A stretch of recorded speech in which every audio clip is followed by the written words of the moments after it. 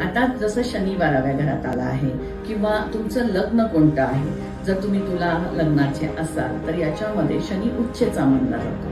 तर या सगळ्या गोष्टी आहेत की तुमच्यावरती कोणते ग्रह कुठे बसले आहेत.